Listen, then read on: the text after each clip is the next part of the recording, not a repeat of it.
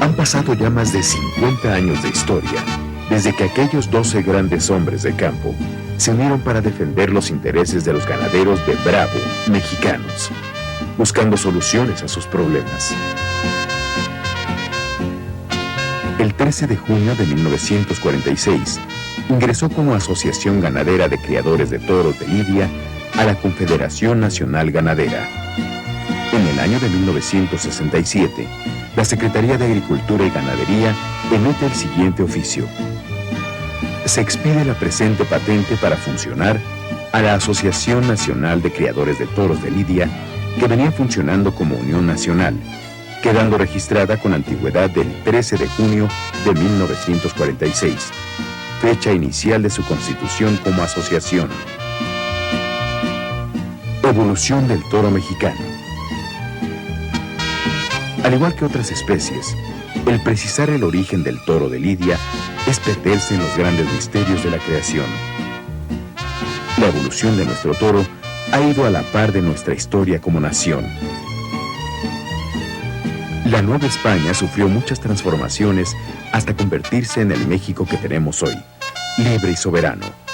De esta misma manera, taurinamente también hemos logrado nuestra independencia y hemos sido capaces de desarrollar nuestra propia fiesta. Una fiesta mexicana con toreros y ganaderías propias, con un estilo definido, distinto al que hay en cualquier otra parte del planeta taurino. Incluso la afición es diferente. Su magia la hace única en el mundo. En todo el país se hicieron populares las corridas de toros. Su arraigo en nuestra cultura, a lo largo y ancho de nuestro territorio, se vive con gran intensidad. La riqueza de nuestra tierra permite tener una gran diversidad cultural que también se refleja en la forma de expresar el arte taurino mexicano. Cada lugar tiene su forma de sentir y de vivir su propia tradición. La primera corrida de toros se celebró en 1529, 8 años después de la caída del Imperio Azteca. En esos primeros festejos se corrían reses de matanza, en las que no había ningún tipo de selección. Es hasta mediados del siglo XVIII en que el toreo a caballo fue relegado por el toreo a pie. Las casas madres de la ganadería mexicana. Barbabosa.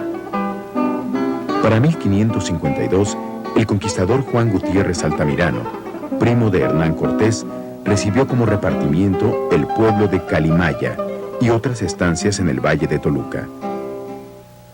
Ahí formó la hermosa hacienda de Atenco, que en la lengua azteca quiere decir junto al río.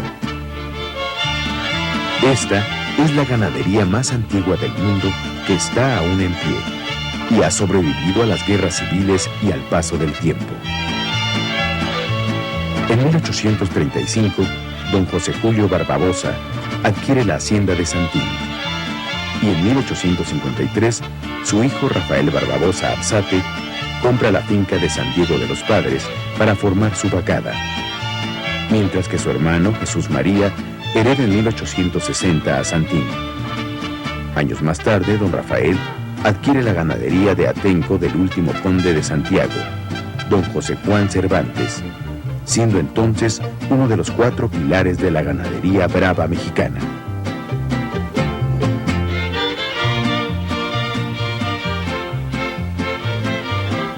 En 1867, con la prohibición de las corridas de toros por decreto presidencial, el ganado de la familia Barbabosa se iba al matadero para venderlo como carne. Para 1887, cuando se vuelven a autorizar las corridas de toros, fallece don Rafael y sus herederos tratan de reorganizar la vacada trayendo sementales españoles de Salduendo. Fueron muchos los toros que le dieron gloria a la familia Barbabosa y que a base de afición y amor por el toro lograron mediante una cuidadosa selección sentar las bases de la ganadería mexicana. Atenco fue la primera ganadería en lidiar toros en el extranjero, y de aquí surgió nuestro primer caudillo, Ponciano Díaz, el primer torero mexicano de alternativa. González. En sus orígenes, la hacienda de San Mateo Huixcolotepec servía de paso entre los viajeros que cruzaban el puerto de Veracruz y la Ciudad de México.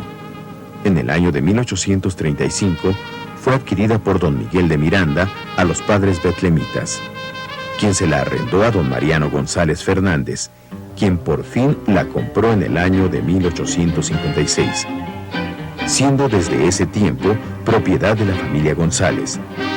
Su hijo, don José María González Muñoz, fundó en 1874 la ganadería de Piedras Negras. Para 1889 se trajeron toros de diferentes encastes: Duque de Veragua, Pérez de la Concha y uno del Marqués de Saltillo. Don José María dejó a sus sobrinos don Lubín y don Romárico González al frente de Piedras Negras. Don Carlos González formó en 1907, con la parte que le correspondía, Cuajamaluca, en una fracción de la misma hacienda. En 1908, don Romárico formó La Laguna con los toros de Tepeyehualco y un semental de Ibarra. De esta rama, además de ser prolíficos en descendencia, lo fueron también en ganaderías que fueron importantísimas en los resultados de los primeros indicios de la búsqueda de un toro propio. Piedras Negras, además, fue la primera ganadería mexicana en presentarse en España, en San Sebastián, en 1929. Yaguno. Don José Antonio Yaguno y Asa, de Fresnillo, Zacatecas, compró en 1872 la hacienda de San Mateo, a los descendientes del conde de San Mateo y marqués de Valparaíso. Poco después compró la hacienda del Saus y finalmente la de Pozo Hondo. En 1899, sus hijos Antonio y Julián Yaguno González se lanzaron a formar una ganadería de reses bravas. Probaron vacas de la región, de las cuales seleccionaron 30 y las pusieron con un toro criollo también de la zona. Sus productos se presentaron en Aguascalientes en 1906. 2 años más tarde, por mediación de Ricardo Torres, Bombita, obtuvieron 2 sementales y 6 vacas del Marqués de Saltillo. Y en 1911, 10 vacas más con 2 sementales de don Benjamín Gómez. La revolución arrasó con las fincas y los rebeldes saquearon todo. Robaban ganado bravo con excelentes productos que los sacrificaban y vendían. En un intento por salvar la vacada, se ubicó en lo alto de la sierra. Esto fue inútil, estando los vándalos por doquier. Con esta gran afición que siempre los caracterizó y haciendo un gran esfuerzo, trasladaron lo que se pudo rescatar a un corral en la Ciudad de México. Cabe recordar cuando, escondiendo 2 becerras en una alcoba, una de ellas parió, logrando salir adelante gracias a la gran afición de esta familia. Ya con el país en calma, lograron transformar aquel toro violento de principios de siglo en un toro de gran calidad. Sus productos han escrito con letras de oro las páginas del toreo en México, consolidando nuestra independencia ganadera. Madrazo. En 1884, don Ignacio Madrazo Carral compró la hacienda de La Punta en el Campo Bravo jalisciense. Al morir en 1900,